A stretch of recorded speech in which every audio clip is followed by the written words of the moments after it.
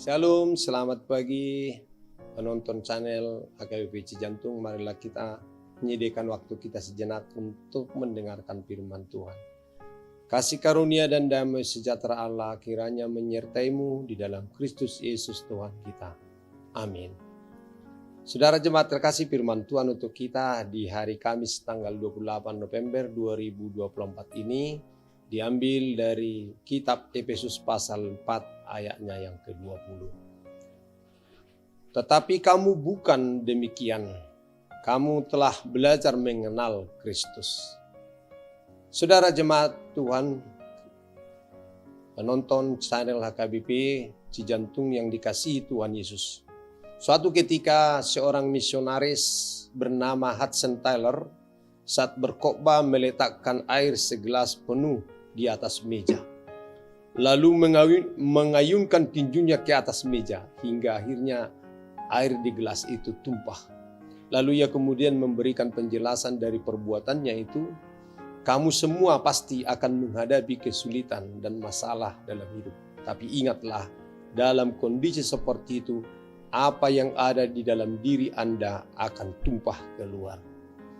Membaca cerita Taylor ini, saya menjadi teringat dengan firman Tuhan dalam Injil Lukas pasal 6 ayat 45. Orang yang baik mengeluarkan barang yang baik dari perbendaharaan hatinya yang baik, dan orang jahat mengeluarkan barang yang jahat dari perbendaharannya yang jahat. Karena yang diucapkan mulutnya meluap dari hatinya. Ini merupakan suatu hal yang patut direnungkan. Ketika kita diperlakukan dengan semena-mena atau disalah mengerti oleh orang lain, bagaimanakah tanggapan kita? Apakah dengan kata-kata yang penuh kasih, kesabaran dan kebaikan, ataukah kita cenderung membalas dengan penuh kemarahan? Dalam surat kepada jemaat Efesus pasal 4 ayat 17-32 ini kita melihat perbedaan yang kontras antara keadaan seorang sebelum dan sesudah ia diselamatkan.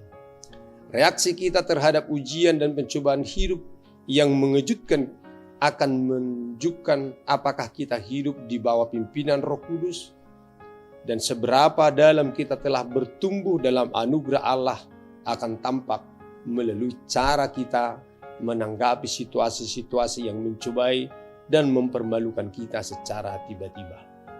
Saudara jemaat Tuhan, kita mungkin dapat menekan perasaan frustasi dan kemarahan, lalu bersikap seolah tidak mengalami apa-apa.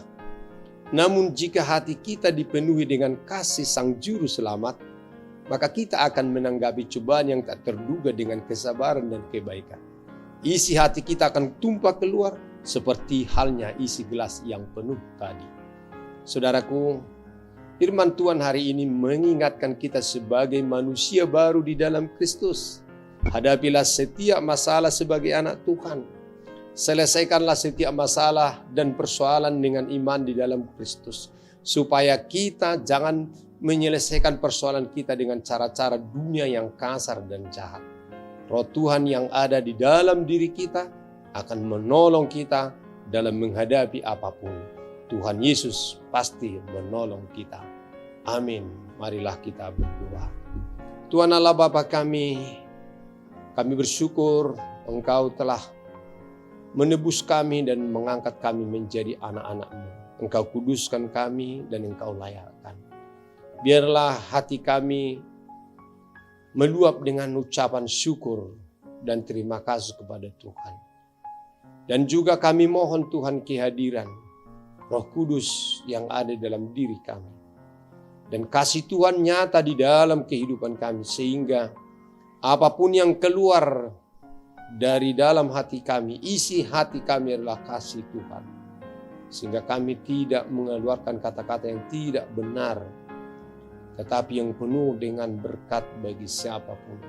Sehingga kami matang berpikir, bertindak, dan berbuat sebagai layaknya anak Tuhan. Hari ini Tuhan menolong kami dalam melanjutkan pekerjaan kami.